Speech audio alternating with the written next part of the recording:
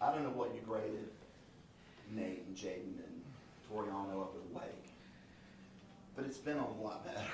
Yeah, definitely. And how would you kind of grade them over the last two games and then at Boston College, just in terms of how they've played? And how did you kind of grade them at Lake? Yeah, for sure. I don't remember numerically, but I imagine it wouldn't be very high. But the trend is definitely upward on those guys. Been a great 2 weeks, just learning how to prepare, learning how to practice, young guys coming in, you have to teach them everything, how to study film, what they're looking for on the screen, big picture wise, this is why you need to play your technique this way. This is where your help is on this coverage. So just been a huge learning process for everyone involved, and definitely the trend's going upward, and couldn't be more excited. The 2 weeks, their hard work definitely showed off on Saturday night. So it's been really good to see. So you brought Makuba back, and then he gets ejected. He was playing a little bit of corner for you. Saturday, he's coming back at the safety spot. You had to rely on those young guys, and Fred came back in. Yeah. How has Fred responded to everything that's gone on? Yeah, Fred played really good Saturday night in his role. I think he may have had 20-something snaps. I don't remember off the top of my head, but really played solid, did some really good things. And, I thought the game plan called for Makuba playing safety this week, so that's where we put him, and it obviously worked out. Can you walk us through XT's performance back in action and just in limited snaps? You're still able to make a huge impact on the game. Just walk us through what that meant for the team and for your defense. Yeah, no question. Like he said in his post-game press conference, we were unsure of his status up until kickoff, basically, and just excited to get him back going, and just whatever role and how his progression is this week, and see how many snaps he gets Saturday night. But just his speed off the edge, his quickness, it's uncommon, and just really cool to see him get that opportunity, just having to be patient. He had such a great offseason. He really changed his body and his mindset, and has really matured into a great leader for that group. And so just, cool to see the patience pay off, and cool to see him get those 2 sacks and another hit, I think. So really productive night for him. Can you describe your level of confidence now coaching this defense after, this is probably one of the best start-to-finish defensive performances you guys have had all year long? Yeah, definitely. I mean, every week is a new challenge. Every week's a new game plan. And, everybody just learning what our guys can do best, what they feel confident in, and knowing my strengths and just figuring things out. And just been a crazy few weeks, and really the only third normal week of preparation. So just trying to get consistency and find our groove, and, hopefully the results keep showing up on Saturdays. Is the expectation for Brian to be playing on Saturday? Yeah, I think he posted something on Twitter. I just got out of a meeting, so I don't even know the news, to be honest. I just feel like we just show up and coach whoever's available.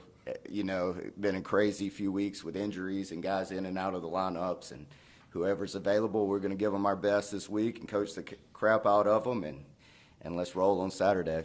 When you going back to the corners really fast, when you see a guy like Nate make the play in the end zone that he made, where he's running stride for stride, the guy, his head's not turned around because he's trying to stay with him, and then at the last second he makes a great play on the ball. Teaching moment as well, and saying, yeah, that's the way you have to do it, way to trust your technique, or? Yeah, definitely. That's a big-time play. You got double moved, and young guys at times, their eyes go in the backfield, and just unbelievable play. Probably as big a play, that play and the 4th down stop right after, really pivotal play in the game, really created momentum, and, I thought that was huge. Is there anybody that you used on Zay more than the other, or did you just kind of bracket him with everybody? We just kind of mixed and matched our game plan, and nothing in particular stood out. What's a story about Jeremiah Trotter Jr. and people say he's a very quiet guy naturally. Obviously, he's playing that middle linebacker position now. How have you seen him grow in terms of vocally adjusting, helping his teammates adjust, making calls, all Yeah, definitely. He has more personality than it probably shows.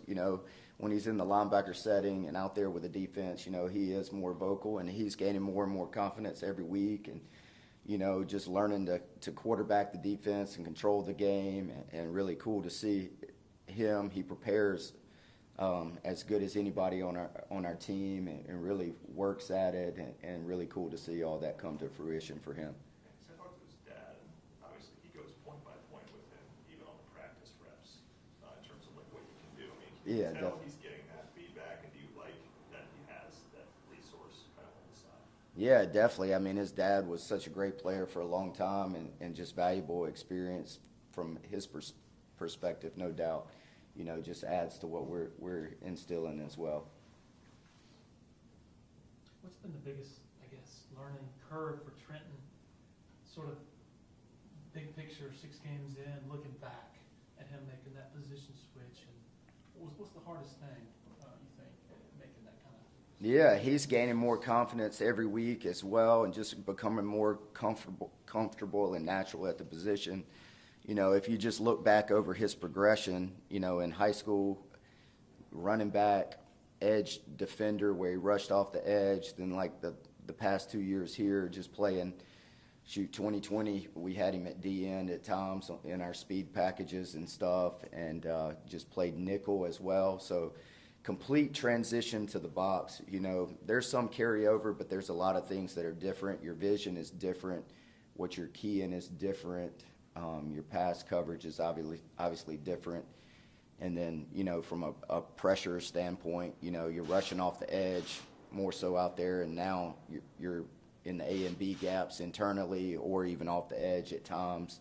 So just getting a feel for the whole complete game, understanding run fits, that's a big part of playing inside backer that it doesn't show up a lot of times on stats, but if you misfit one, that thing's gone in a hurry. And so just, there's no one that's worked harder this offseason, just learning the position, putting in time, studying the game, and just learning and working at it, and really, really pleased to see him continue to progress. Coach, you guys talk about owning the middle 8 minutes right before and after the half. A lot of that's defense too. Why is that the best time to kind of take control of a game? Yeah, I don't have all the statistics and stuff off the top of my head, but 2 minutes before the half, that's, you always talk about situational football defensively, being great in those situations and stuff, and I think being able to make stops before the half, creates momentum for your team, and then obviously when you have the opportunity to score at a 2-minute drive going into half, that momentum carries over as well, and especially if you get the first drive of the third quarter, just the momentum. Statistics, it's unreal. I think is it 60-2? 60-2 or something when we've won the middle 8. And just the momentum and the mindset, the confidence, a lot of that, the belief, and just all that, statistics show that it's a game changer. And you could feel the difference with the guys at halftime if both sides have had a good finish to it? Yeah, definitely. You just look in the guy's eyes and you just see that confidence and, just belief that, hey, we're going to go out the second half and set the tone. You mentioned you learned about yourself as well. What have you learned over the first 6 games of this? Yeah, I know that, just to block out all the outside noise and just continue to stay focused on the process. Don't worry about others' opinions.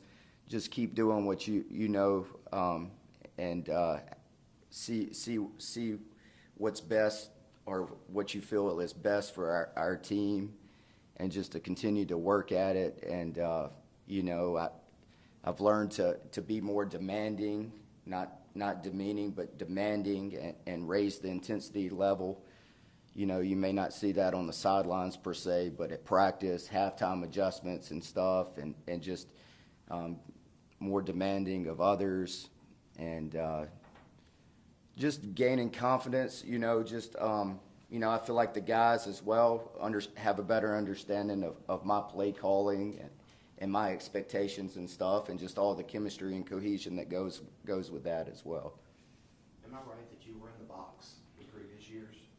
Well, Or sometime when it was yeah, when I was first at Clemson, but whenever I came back, they had that new rule, and my time limit was up, so I was on the sidelines since I got back in 2018 So with Brent. Coach one time, and he said sometimes that when you move into that play calling role, it's getting used to the chaos that's around you down there. Was that any kind of, because you've been on the sidelines, was that any kind of transition for you? Or you No, not at all. Yeah. You know, you have those headsets on, and you really block out the noise and outside world, and you're just kind of focused on the task at hand. So what do you hear from Mickey? He's down a distance, their formation. What's he feeding to you? Yeah, offensive personnel, like thoughts, just as much information as he can give me.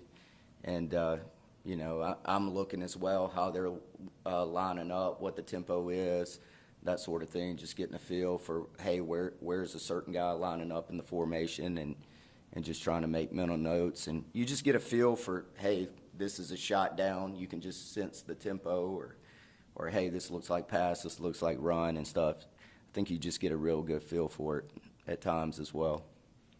Kind of like Travis, how much, headaches does he give you with his ability with his jitterbug ability, I guess, to make you wrong even when you're right? Yeah, no question. It'll be a huge challenge this week. You know, obviously his ability to extend plays and him being a major factor in the run game for them. And just, you know, he's gained experience, you know, growing more as a passer as well. So just be a huge, tremendous challenge, and got to do a great job with scramble lanes and zone drops underneath. We got to have vision so we can come up and tackle as well. Trey Williams is a guy who's been in and out with injuries. I mean, when he is healthy and playing at his top level, I mean, is there anything in particular that he does add to the defense? Oh, no question about it. You know, he's very hard to block. You know, he's quick twitch. He can move. He plays with great pad level and just really strong at the point of attack. So he adds a lot of value to our defense when he's in there. Any questions for Coach from Zoo? Hey, Coach Goodwin. This is Anna Adams of Clemson 24/7. Coach Sweeney mentioned last night that guys in the back end are getting hands on balls, but maybe the next step would be coming down with that interception or picking it off. How do you emphasize that going forward, kind of taking that next step? Yeah, I mean, we emphasize that every day in practice, you know, going against the scout team, and just playing the ball in the air. You know, we emphasize it in fundamentals. You know, you do down the field drills with DBs where they're breaking up passes, they're playing the ball in the air. So just continue to harp on the basics, and, you know, at the end of the day, they just got to finish on the ball. Anyone else for Coach? You talk about the balance between being demanding, not demeaning. I mean, how do you figure out that I have to demand more, and how do you find that line between the two so it's not demeaning, it's more demanding? Yeah, demanding. You're trying to get them to raise the level of play, attention to detail, the focus, the intensity, all that. Where demeaning, you're attacking the person versus the process or the action. So just, you know, coach them hard, love them even harder. You know, so just demanding, do it right. Coach, do the defensive backs still do the drill with they're wearing boxing gloves? You guys still do that? Yeah, we use that during one-on-ones against the offense just to keep from, you know, grabbing, you know, just stress moving the feet, and play a man technique with your feet. Florida State, the three-headed kind of monster, running back, great tall wide receivers. Jordan is not a guy that wants to run. He wants to throw, but he can use his legs. What kind of problems do they really present for you in terms of they can kind of do a little bit of everything? Yeah, definitely. I mean, it's a total package offense. You know, they returned 7 starters and added some huge pieces through the transfer portal. And, you know, obviously we know Jordan, number 8's as good of a running back as we've faced all year. You know, we'll see what his injury status is after the game. I think he had a shoulder or something on Saturday night against NC State. Then receivers, obviously 14's got the tremendous size. And those other guys, the kid from Oregon does a great job in the slot. He's a really, really good player. And number 80 is a solid player, does a lot of things well, can take the top off the defense. You know, McDonald at tight end, he's very savvy, really experienced, has played a lot of ball. And then up front, you know, there I think 3 starters, the transfer from South Carolina, another transfer at guard. So really do a great job in the run game and can attack you downfield as well. Currently sit second nationally in run defense. What's kind of worked for you guys? Is it because teams are attacking through the air so much because they sense that's where to go, or do you think, yeah, we've actually played it really well when it's been? Yeah, I mean, obviously we've done a lot of good things in the run game up front. I think our longest run has been the 25-yard scramble against Hartman and Wake Forest. Other than that, like it's 10 or 11 yards, I think is the longest maybe, or 12 or something. But yeah, just, you know, you talk about being a physical defense, you know, making teams one-dimensional, you know, eliminate the run game, and then, you know, on the flip side of that, we've been so great against the run. We're almost to the top of most passes defended on the year. I think we moved up a few more ranks, so maybe we're like 4th or something. But just got to continue to limit explosive passes. You know, I look at yards per attempt more so as a judge versus yards per game.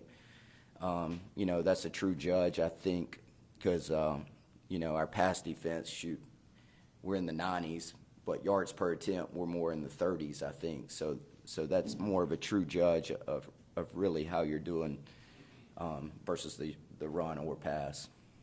Did you bring more pressure than normal Saturday night? Yeah, I think so. So I was looking at that yesterday. Maybe I don't know what the percentage was, but I felt like I was pressuring just about every snap. When you go into a game missing what you were on the back end, do you have to sort of swallow hard going, we better get home? Not necessarily. It depends on the coverage that you're playing behind it, and not necessarily putting them in a stressful situation as well. All right. Thank you, Coach. Appreciate it.